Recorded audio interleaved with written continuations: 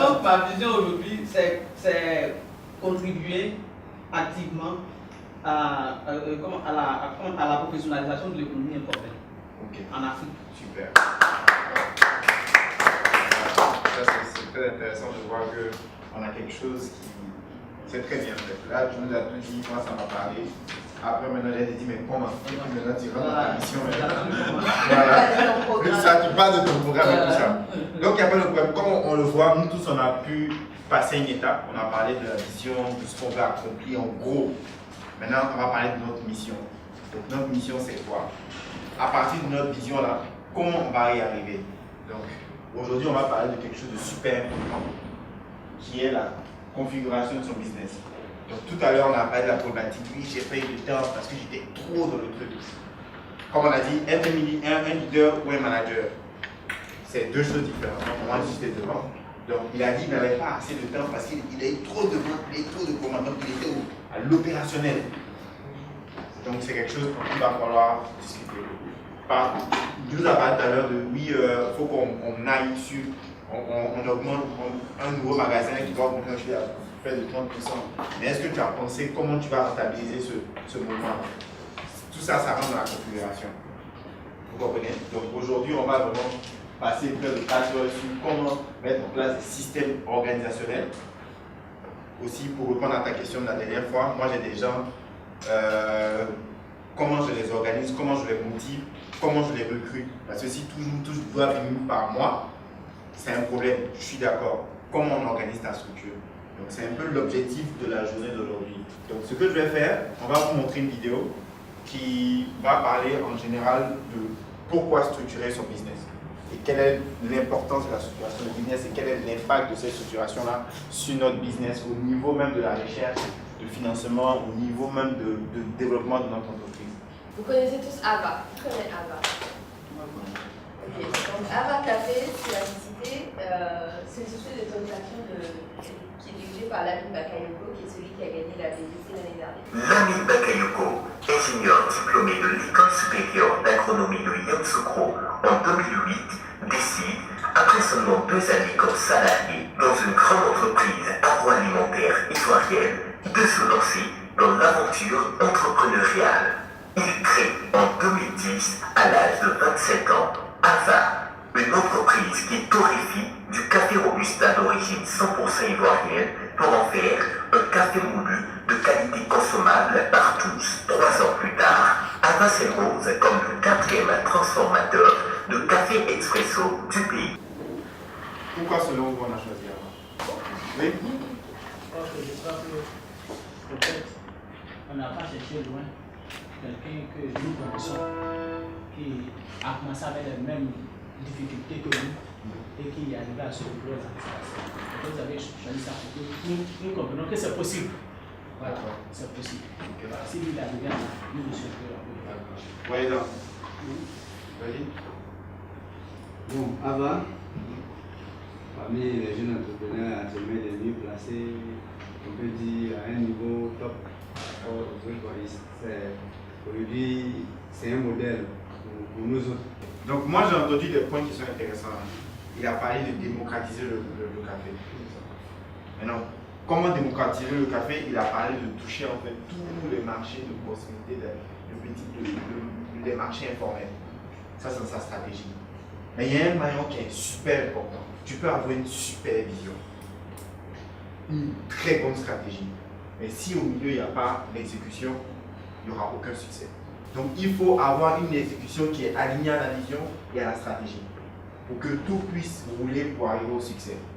C'est pourquoi on a choisi de parler aujourd'hui de la configuration, de savoir comment, basé sur notre vision et notre stratégie, on doit avoir une bonne structuration pour atteindre le succès. Et c'est ça qu'il dit à la fin. À la fin, il dit qu'il a eu des problèmes au début parce qu'il n'était pas structuré. Et on va en parler. On va utiliser l'exemple d'Ava. On va vous montrer des cas, des choses concrètes qu'il nous a racontées et de dire comment lui-même, des erreurs dans sa structuration ont créé un impact négatif sur son business. Si tu n'es pas structuré, tu ne peux même pas avoir de financement. C'est parce que tu es structuré que les banquiers là, ils viennent vers toi. Parce qu'ils se disent que quand ils vont injecter de l'argent dans ta stratégie, tu as une exécution qui est effective, du coup, eux, ils vont reprendre leur argent.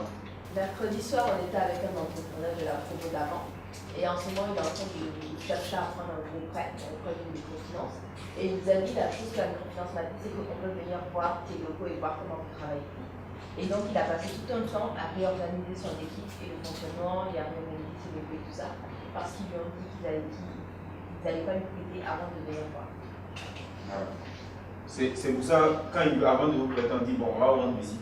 C'est pas venir voir la beauté de vos locaux, c'est nous voir comment vous êtes structuré dans l'entreprise. C'est super important.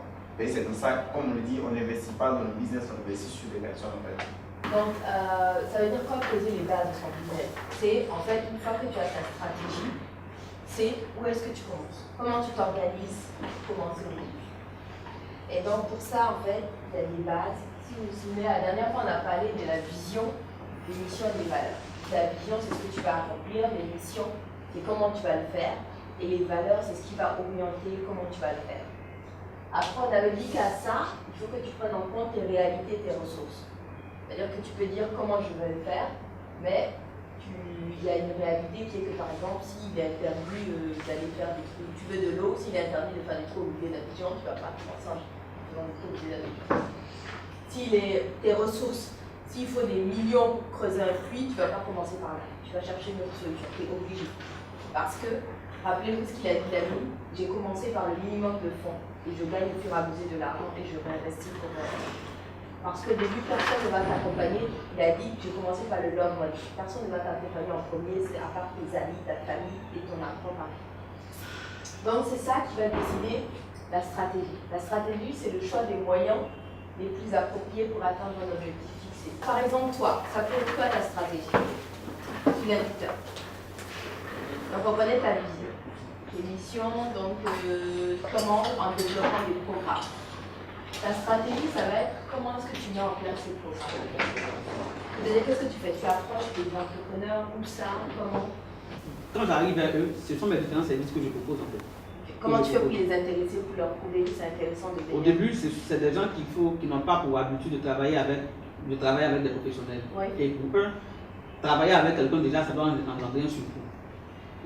Donc pour d'autres, au début, on a commencé à faire des séminaires gratuits. Voilà. On s'est rendu compte que ces personnes ne venaient pas au séminaire parce qu'elles n'avaient pas le temps, parce qu'elles sont pratiquement l'activité est liée à leur propre personne pour la plupart du temps. Donc il fallait trouver une autre stratégie pour pouvoir les intéresser. Et c'est à partir de là qu'on a commencé à concevoir des kits de gestion qui étaient plus pratiques. Le gars, il ne peut pas venir au séminaire, mais s'il a un kit de gestion qui permet déjà de suivre son activité, qui coûte ne serait-ce que 2 000, 3 000 francs, lui, il est prêt à payer en même temps. Okay. Donc quand il est intéressé, c'est après maintenant qu'il vient vers toi maintenant pour pouvoir venir. Ah, je vois maintenant l'importance de ce que vous êtes en train de faire, je viens maintenant pour faire la formation. Donc ça vient au fur et à mesure, ça permet de constituer sa base de son propre fait. Est-ce que du coup là vous voyez sa stratégie? C'est-à-dire que sa mission c'est que du coup pour professionnaliser il développe des programmes. Mais le problème c'est qu'il faut les amener pour qu'ils s'intéressent au programme. Donc sa stratégie ça a été de développer des kits de gestion très simples qu'il va proposer. Et donc qui leur permettent de gérer, de suivre au quotidien leurs activités. Et donc quand il va leur proposer ça à très bas prix, ça les intéresse. Et une fois qu'ils ont ça, ils vont commencer à s'intéresser aux autres programmes et services. Voilà. C'est comme ça que ça marche? C'est ça. Okay. Est-ce que du coup à partir de là, vous voyez comment est-ce qu'on choisit une stratégie?